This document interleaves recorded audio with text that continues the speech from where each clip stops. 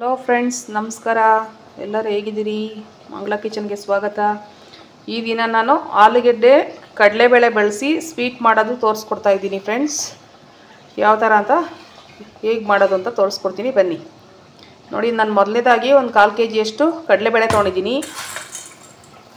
ತೊಳ್ಕೊಂಡು ಹಾಕ್ಕೊಬೇಕು. ಇದೊಂದು 3 ಆಲೂಗೆಡ್ಡೆ ತೊಗೊಂಡಿದ್ದೀನಿ. ಮಾಡೋದು ಯಾವ ಥರ ಅಂತ ತೋರಿಸ್ಕೊಡ್ತೀನಿ. ಕಾಳು ತೊಳೆದಿಟ್ಕೊಂಡಿದ್ದಾಯಿತು. ಆಲೂಗೆಡ್ಡೆ ತೊಳೆದಿಟ್ಕೊಂಡಿದ್ದೀನಿ. ಇದನ್ನ ಹಾಕೋಣ ಕುಕ್ಕರ್ಗೆ. ಕುಕ್ಕರ್ ತೊಗೊಂಡಿದ್ದೀನಿ. ಆಲೂಗೆಡ್ಡೆ ಹಾಕ್ಕೊತಾ ಇದ್ದೀನಿ ನೋಡಿ ಫ್ರೆಂಡ್ಸ್. ಇದು ಹಾಕ್ಕೊಂಡಿದ್ದೀನಿ. ಇದಕ್ಕೆ ಇದು ಮುಳುಗಷ್ಟು ನೀರು ಹಾಕೋಣ.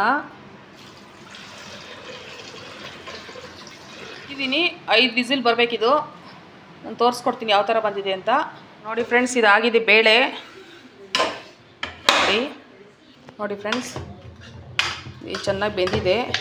ಇದನ್ನು ಸ್ವಲ್ಪ ಸ್ಮ್ಯಾಶ್ ಮಾಡ್ಕೊಳ್ಳೋಣ. ಈ ಥರ ಮಾಡ್ಕೊಂಡಿದ್ದೀನಿ. ಸಾಕು, ಈ ಥರ ಇದ್ದರೆ ತಿನ್ನೋಕೆ ಚೆನ್ನಾಗಿರುತ್ತೆ ಫ್ರೆಂಡ್ಸ್. ಇಟ್ಕೊಂಡಿದ್ದೀನಿ. ಮತ್ತು ಇದಕ್ಕೆ ನಾನು ಅರ್ಧ ಲೀಟ್ರಷ್ಟು ಹಾಲು ತೊಗೊಂಡಿದ್ದೀನಿ. ಹಾಲು ಹಾಕ್ಕೊತಾ ಇದ್ದೀನಿ.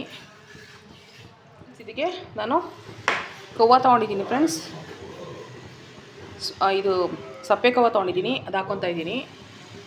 ಒಂದು 1/4 kg ತೊಗೊಂಡಿದ್ದೀನಿ. ಹಾಕ್ಕೊಂಡ್ಮೇಲೆ ಸ್ವಲ್ಪ ಚೆನ್ನಾಗಿ ಬೇಯಬೇಕು ಫ್ರೆಂಡ್ಸ್. ಇದ್ರ ಜೊತೆ ಚೆನ್ನಾಗಿ ಮಿಕ್ಸ್ ಆಗಬೇಕು. ಕೋವಾ, ಬೇಳೆ, ಹಾಲು ಎಲ್ಲ ಮಿಕ್ಸ್ ಆಗಿ ಚೆನ್ನಾಗಿ ಇದಾದರೆ ಮಾತ್ರ ಚೆನ್ನಾಗಿರುತ್ತೆ. ನೋಡಿ, ಈ ಥರ ಆಗಿದೆ. ಚೆನ್ನಾಗಿ ಬೆಂದಿದೆ. ತುಪ್ಪ ಹಾಕ್ಕೊತಾ ಇದ್ದೀನಿ ನಾನು.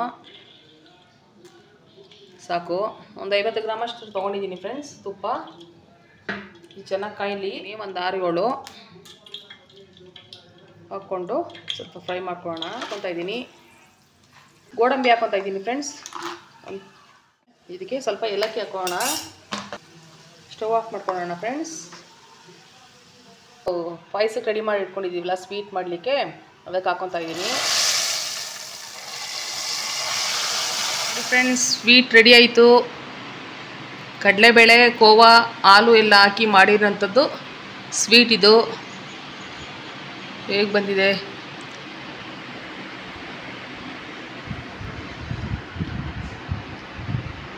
ತುಂಬ ಚೆನ್ನಾಗಿರುತ್ತೆ ಫ್ರೆಂಡ್ಸ್. ಒಮ್ಮೆ ಮಾಡಿಕೊಂಡು ಟ್ರೈ ಮಾಡಿ. ಹೇಗೆ ಬಂತು ಅಂತ ನನಗೆ ಕಮೆಂಟ್ ಬಾಕ್ಸಲ್ಲಿ ಮೆಸೇಜ್ ಮಾಡಿ. ಓಕೆ, ನೆಕ್ಸ್ಟ್ ವೀಡಿಯೋದಲ್ಲಿ ಸಿಗ್ತೀನಿ. ಬಾಯ್.